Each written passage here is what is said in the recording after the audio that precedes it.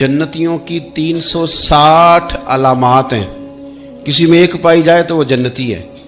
हजरत सिद्दीक़ एक बार अर्ज करते हैं, हुजूर मेरे अंदर भी कोई है? तो हुजूर ने फरमाया, अबू बकर तेरे अंदर तो 360 सारी की सारी पाई जाती है, सारी की सारी पाई जाती है।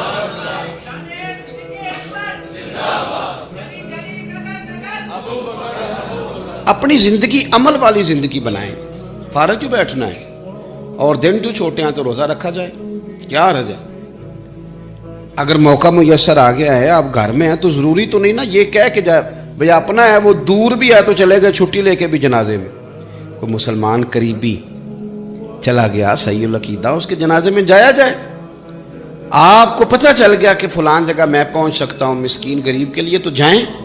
इसलिए हुजूर सल्लल्लाहु अलैहि वसल्लम ने फरमाया, क़यामत के दिन कुछ लोगों को आवाज आएगी एक दरवाजे से, कहा जाएगा रोजादार आ जाओ भाई, ये जन्नत का वो दरवाजा जहां से रोजादार गुजरेंगे। हुजूर फरमाते एक दरवाजा वो होगा जहां से पक्के नमाजी इधर आ जाओ भाई, ये दरवाजा नमाजियों के लिए। हाजी आ जाओ जी इधर, ये दरवाजा हाजियों के लिए। मुजाहिद आ जाओ, गाजी आ जाओ, ये दरवाजा तुम्हारे लिए। जो जो नेकी करता रहा दरवाजे से आवाज आएगी, हर बंदे के अमल के मुताबिक दरवाजे से आवाज आएगी। और हुजूर फरमाते हैं, जब मेरे अबू बकर आएंगे तो इनको हर दरवाजे से आवाज आएगी, इधर आ जाओ, इधर आ जाओ। और नेकियां किस तरह करके की? हुजूर सल्लल्लाहु अलैहि वसल्लम ने ना हमें एक सबक दिया। ये नौजवान इधर देखें जी, वीडियो ज्यादा जरूरी नहीं जी, वीडियो तो पहला भी तुहानू लभदी रहिंदी। अज तो असीं पक्के लभे हैं, साडी गल कोई सुनो, कोई साडे नाल करो। आप मेहरबानी करें, बात सुने। और माशाल्लाह जितने लोग आप आए हुए हैं ना, इतनी बड़ी तादाद में, तो अगर आप आज इस पहलू को थोड़ा थोड़ा, मैं ये नहीं कहता कि आप कोई इनकलाब बर्पा कर देंगे, जरा गौर तो करें मैं क्या कह रही हूँ। सही मुस्लिम, इसको तकरीर ना समझें, ये थोड़ा सा दर्स है, नसीहत है, इस पर आप गौर करें। हजरत सैयदना इमाम मुस्लिम ने मुस्लिम शरीफ में हदीस लिखी है, नबी पाक अलैहिस्सलाम ने फरमाया, नेकी को छोटा नहीं समझना, नेकी को छोटा नहीं समझना। या रसूलुल्लाह सल्लल्लाहु तआला अलैहि वसल्लम नहीं समझेंगे। हुजूर ने फरमाया, नेकी को छोटा ना समझना, हो सके तो अपने भाई से मुस्कुरा के बात ही कर लो। एक हदीस में फरमाया, नेकी को छोटा ना समझना, चाहे गली से कांटा ही उठा दो। यानी नेकी शुरू तो करो ना, कोई करो तो सही, किसी अंधे को सड़क ही पार करा दो। किसी से वजन नहीं उठाया जा रहा तो साथ मिलके उसके सर पे रखवा दो, कोई नेकी करो तो सही। हमारे दाएं बाएं नेकियों की लाइनें होती हैं, पर तब नेकी करेंगे ना जब हमारा नेकी करने का इरादा, हम ये समझते हैं शायद 10,000 रुपया मस्जिद देना ही सिर्फ नेकी है ना। मस्जिद में 10,000 देना भी नेकी है, और मस्जिद में झाड़ू देना भी नेकी है। इसके बाद 10,000 नहीं, वो झाड़ू दे, कोई काम तो करे ना भाई, नेकी करें। हजरत सिद्दीक़ अकबर की नेकियों का मंजर क्या है? हर वक्त नेकी, हर वक्त नेकी, खैर का काम, वो चल रहे हैं, ड्यूटी कर रहे हैं। अल्लाह ताला ने इंसान को याद कराया है कि तूने इबादत अपने रब की करनी है। और फरमाया, रब तुम्हारा वो है जिसने तुम्हारे लिए जमीन को फर्श बनाया है, आसमान को छत बनाया है, और आसमान से पानी बरसा के तो जमीन से फल उगाए हैं, रिज़्क़न लकुम, वो भी तेरे खाने के लिए उगाए हैं। वो जो आसमान से बारिश बरसा के जमीन से सब्ज और फल उगाए हैं, तो वो भी तेरे लिए। जब सारा कुछ तेरे लिए बनाया तो तू भी तो इबादत करना अपने रब की, फिर किसी को उसका शरीक ना ठहरा। एक चैलेंज भी किया कुरान मजीद ने इस रुकू के अंदर। कहा करते थे मक्के के लोग कि आप कुरान मजीद की आयतें नबी करीम अलैहिस्सलाम से कहा करते थे कि माज़अल्लाह आप खुद बनाते हैं, बना के लाते हैं। तो अल्लाह करीम ने फरमाया, व इन कुंतुम फी रैबिम मिम्मा नज़्ज़लना अला अब्दिना फ़अतू बिसूरतिन मिन मिस्लिही, अगर तुम्हें शक हो ना इसमें जो हमने बंदा खास पे नाजिल किया है, तो तुम भी इस जैसी एक सूरत बना के लाओ। पढ़े लिखे तो तुम भी हो ना, मक्के में तुम भी रहते हो, तो एक सूरत बना के लाओ। कुरान मजीद हमसे छीना गया है साजिश के तहत, इसलिए कि जिस कौम को कुरान आ जाता है ना, फिर कोई काफिर उसका मुकाबला नहीं कर सकता। देखे ना, अगर काफिरों के पास जवाब होता कुरान पाक का, तो बदर और उहद में ना कोई आयत बना के लाते कुरान के मुकाबले की, तलवारें लेके ना आते, उनके पास जवाब ही नहीं था। और कयामत तक किसी काफिर के पास कुरान मजीद का कोई जवाब قرآن کا کوئی جواب، قسم اللہ کی جواب کوئی نہیں قرآن کا، اس کا کوئی جواب نہیں۔ کیا بات ہے قرآن پاک کی۔ وہ ایک دفعہ مسلمہ کذاب بے ایمان کہنے لگا میں نے بنا لیا قرآن پاک کا جواب۔ معاذ اللہ، جواب کیا بنایا؟ وہ سورت ہے نا القاریہ ملکاریہ، وما ادراک ملکاریہ، کھڑکھڑانے والی کیا ہے، کھڑکھڑانے والی تمہیں کیا پتا کیا ہے کھڑکھڑی، قیامت کا ذکر ہے۔ کہنے لگا میں نے اس جیسی صورت بنا لیا، تو کیا بنایا؟ الفیل ملفیل، وما ادراک ملفیل۔ کہنے لگا ہاتھی، تمہیں کیا پتا کیا ہاتھی، تم کیا جانو کیا ہاتھی۔ تو پاس جو اس کے اپنے بیٹھے تھے نا چیلے، وہ کہنے لگے چپ کر جا، سارے زمانے کو پتا ہے ہاتھی کیا ہوتا ہے۔ تو پاگل ہے، اس کے دو کان ہوتے ہیں، ایک سونڈ ہوتی ہے، چار اس کے پیر ہوتے ہیں۔ بیوقوف آدمی، قرآن کا مقابلہ کرنا ہے تو کچھ چج کے ساتھ کر، پاگلوں کی طرح مقابلہ کرے گا، جوتے کھائے گا بھی، ہمیں بھی پڑھوائے گا۔ تو قرآن مجید کا کوئی مقابلہ کر سکا؟ تو اس آیت مبارکہ میں اللہ نے کافروں کو یہ کہا اگر مقابلہ نہیں کر سکتے تو پھر اللہ سے ڈرو، ورنہ دوزخ میں ڈالے جاؤ گے، وہ جس کا ایندھن آدمی اور پتھر ہے، اور بنائی بھی کافروں کے لیے گئی ہے۔ اعدت للکافرین، جہنم کس کے لیے بنائی گئی ہے؟ کافروں اور منافقوں کے لیے۔ مسلمانوں کے لیے بنائی گئی، مسلمان مرضی سے چھلانگے لگائیں تو ان کی موج ہے، ورنہ ان کے لیے جہنم، ان کے لیے اللہ نے جنت بنائی ہے۔ اور یہ بات کرتے ہی رب کریم نے فرمایا اے محبوب علیہ الصلوۃ والسلام، مومنوں کو خوشخبری دے دیں کہ اللہ نے ان کے لیے جنت بنائی ہے، اس میں باغات ہیں، انہیں رزق دیا جائے گا کھانے کے لیے، اور اس میں انہیں پاکیزہ بیویاں دی جائیں گی، اور پھر وہ اس میں ہمیشہ رہیں گے، انہیں اس سے نکالا نہیں جائے گا۔ آگے جو آیات کریمہ ہے نا، اس کے اندر اللہ تبارک و تعالیٰ نے فرمایا ہے کہ اللہ حیا نہیں کرتا سمجھانے کے لیے، مچھر کی مثال بھی دینی پڑے۔ فرمایا قرآن سے کچھ لوگ ہدایت حاصل کرتے ہیں اور کچھ گمراہ ہو جاتے ہیں۔ جب لوگ اپنی مرضی کی تشریحات چاہتے ہیں تو گمراہ ہوتے ہیں، اور جب قرآن کو رسول اللہ صلی اللہ علیہ وسلم اور امت مسلمہ کی تشریحات کی روشنی میں سمجھتے ہیں تو پھر اللہ ہدایت عطا فرماتا ہے۔ پھر اللہ تبارک و تعالیٰ نے آگے ارشاد فرمایا حضرت آدم کی پیدائش کا واقعہ۔ کچھ مفسرین نے لکھا ہے اللہ نے مشورہ کیا تھا فرشتوں سے، وَإِذْ قَالَ رَبُّكَ لِلْمَلَائِكَةِ إِنِّي جَاعِلٌ فِي الْأَرْضِ خَلِيفَةً، لیکن کچھ مفسرین کہتے ہیں کہ اللہ کو ضرورت نہیں فرشتوں سے مشورہ کرنے کی، اللہ نے فرشتوں سے مشورہ نہیں کیا، بلکہ رب نے انہیں آگاہ فرمایا تھا کہ میں لگا ہوں زمین پہ اپنا نائب بنانے، میں خلافت دینے لگا ہوں زمین پہ۔ اب یہ تو دینے والی کی مرضی ہے نا اس نے کس کو دینی ہے، یہ تو دینے والے کی مرضی ہے نا اس نے۔ تو کچھ لوگ کہتے ہیں کہ دینے والے سے زیادہ ہمیں پتہ ہے، تو فرشتوں کو بھی یہ اجتہادی خطا ہو گئی، کہنے لگے یا اللہ اسے نہ بنانا، یہ فساد کرے گا، یہ خون ریزیاں کرے گا۔ تو اللہ نے فرمایا جو میں جانتا ہوں وہ تم، اللہ اکبر۔ امام راضی فرماتے جب رمضان آتا ہے تو اللہ فرشتوں سے کہتا ہے ذرا یہ کھول کے دروازے دیکھو نا یہ زمین پہ کیا کر رہے ہیں، تم تو کہتے تھے فساد کریں گے اور یہ سارے تراویحیں پڑھ رہے ہیں، تم تو گویا کہتے تھے فساد کریں گے اور یہ تو دیکھو گویا رمضان کے روزے رکھ رہے ہیں، یہ تو میری یاد میں نکلے ہوئے، تم کچھ کہتے تھے اور دیکھو میں نے تمہیں کہا تھا نا جو میں جانتا ہوں وہ تم۔ اللہ نے پھر حضرت آدم علیہ السلام کو تمام زمانے کے علوم عطا کیے، علم سکھا لیا۔ تو فرشتوں سے کہا تم بھی ان چیزوں کے نام بتاؤ، تو وہ بتا سکے نہیں۔ اللہ نے فرمایا اب اس طرح کرو آدم کو سجدہ کرو، سب نے سجدہ کیا سوائے، وہ کہنے لگا یا اللہ صرف تجھے ہی کرنا ہے، کرنا بھی صرف اللہ کو چاہیے، پر رب کے آگے بھی جھکنا چاہیے، اور جس کے سامنے رب جھکائے نا وہاں بھی۔ اور یہ جو عاجزی ہے نا، یہ جو جھکنا ہے یہ علم کے آگے ہے۔ ہماری مصیبت یہ ہے کہ ہم علم کے آگے بھی گردن جھکانے کو تیار نہیں ہوتے، وہاں بھی ہم خود عالم فاضل بن جاتے۔ تو فرمایا کہ سب سے کہا سجدہ کرو، سب نے سجدہ کیا سوائے ابلیس کے۔ تو پھر ہوا کیا وکان من الکافرین، وہ کافروں میں سے ہو گیا۔ پھر اللہ نے حضرت آدم کو اور جناب حوا کو نا مقام دے دیا جنت میں رہنے کے لیے، اور کہا سارا کچھ کھانا، درخت کے قریب نہ جانا۔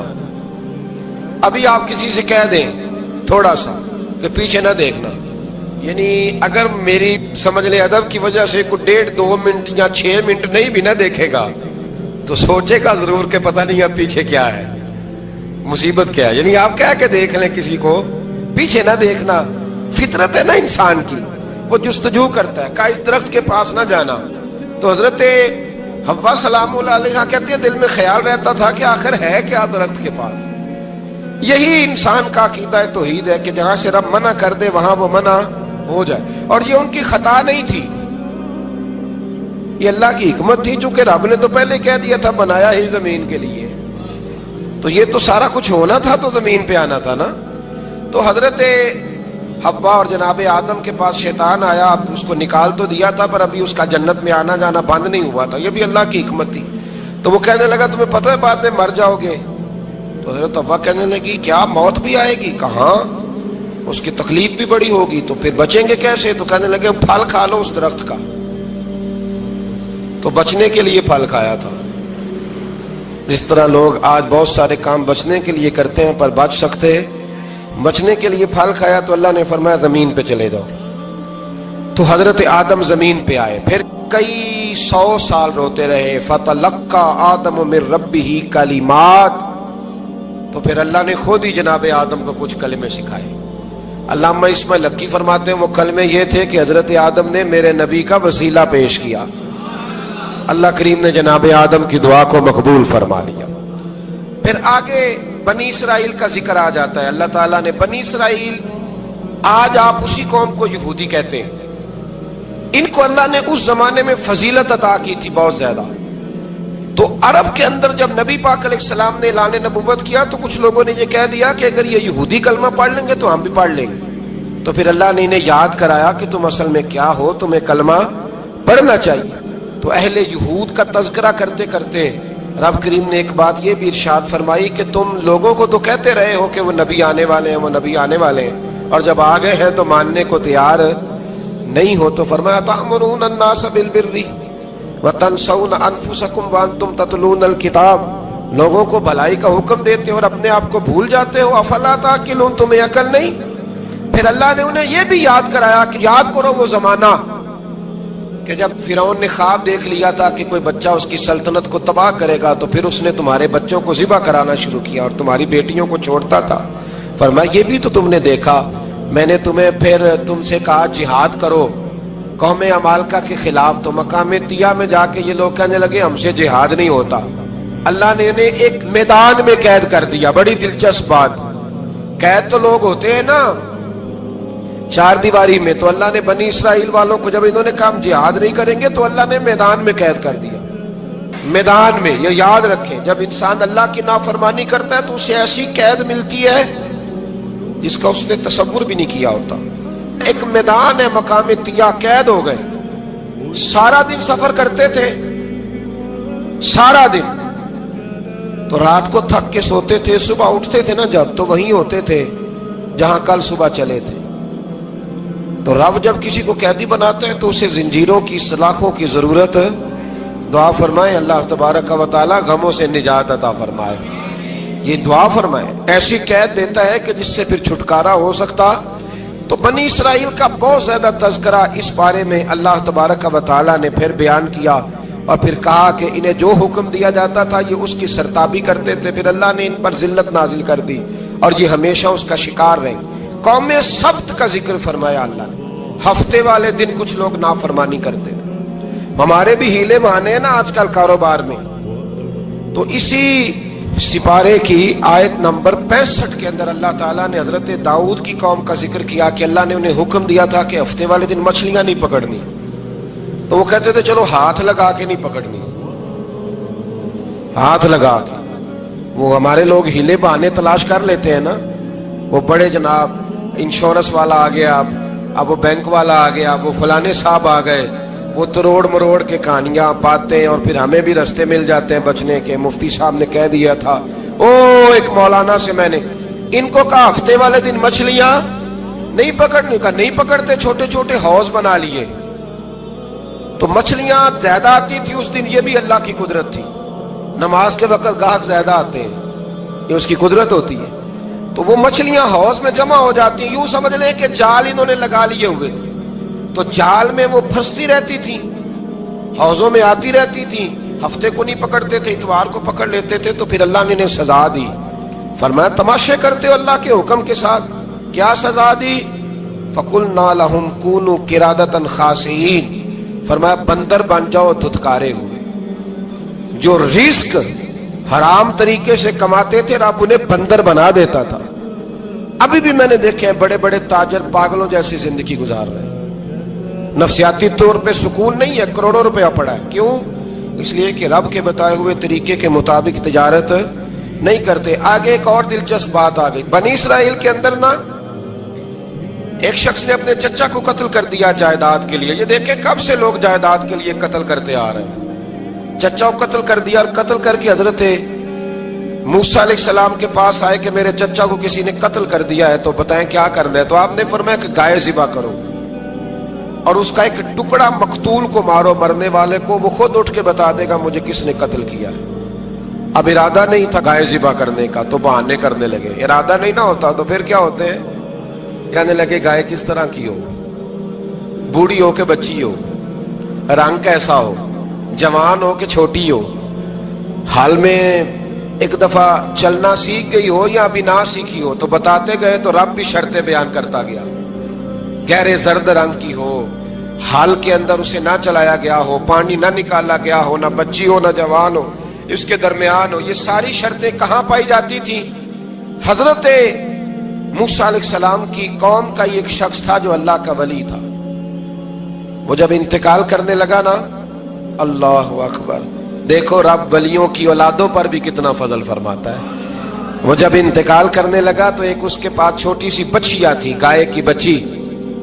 اس نے جنگل میں چھوڑ دی. کہنے لگا یا اللہ میں تیرے نام پہ چھوڑتا ہوں, میرا بچہ جوان ہو جائے تو اسے دے دینا, اور تو سرمایہ ہی کوئی نہیں. بچہ بڑا ہوا تو بچہ بھی بڑا نیک تھا, اپنی ماں کا بڑا فرما بردار تھا. اس کی ماں نے کہا بیٹا تیرے باپ نے ایک گائے چھوڑی تھی. تو بچہ جنگل میں گیا اور جا کے کہنے لگا اے اللہ میری گائے مجھ سے ملا دے. تو رب کریم نے وہ گائے واپس کر دی. وہ گائے گھر لے آیا. اب وہ کہنے لگا اماں بیچ دوں, تو اماں کہنے لگی بیٹا میرے پوچھے بغیر نہ بیچنا. کئی دفعہ کہا لگے پر اس نے کہا جب تک میری اماں نہ کہے گی میں بیچوں گا. ادھر بنی اسرائیل والے شرطیں جتنی گائے کے بارے میں پوچھ چکے تھے وہ ساری اسی گائے میں پائی جاتی تھی. تو یہ ڈھونڈتے ڈھونڈتے وہاں پہنچ گئے. تو کہنے لگے گائے چاہیے. تو اس نے کہا بھی تمہاری مرضی سے نہیں, قیمت میری مرضی کی.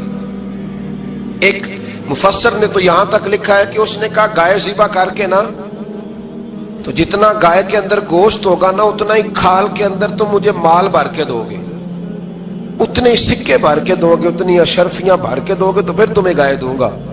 تو پھر یہ گائے انہیں ملی اور یہ گائے لے کر کے آئے. زیادہ سوالات نہ کرتے تو زیادہ الجھتے نہ.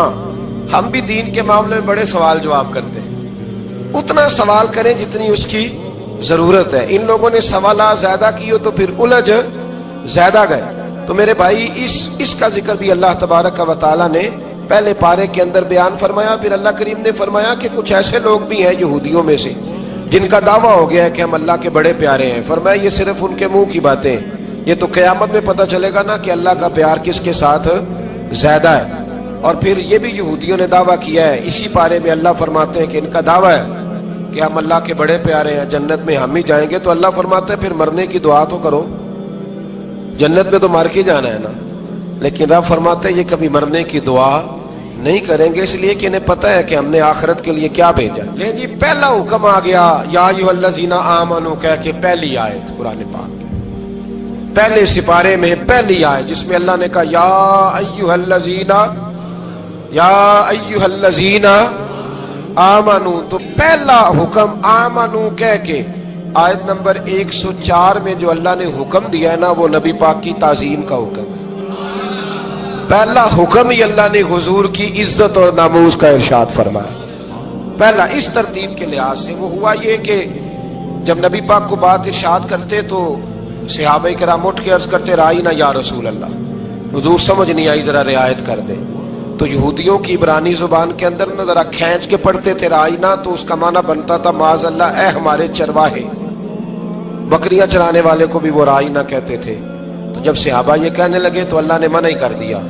فرمایا میرے محبوب کے غلاموں اس لفظ کے پیچھے چھپ کے, اس لفظ کے پیچھے چھپ کے لوگ میرے نبی کی بے ادبی کر جاتے ہیں. تو جس لفظ کا کوئی ایک معنی بے ادبی والا بنتا ہو وہ لفظ بھی میرے نبی کے لیے نہ کہو. لفظ وہ والے کہو جس میں کوئی بے ادبی کا معنی نکلے نہ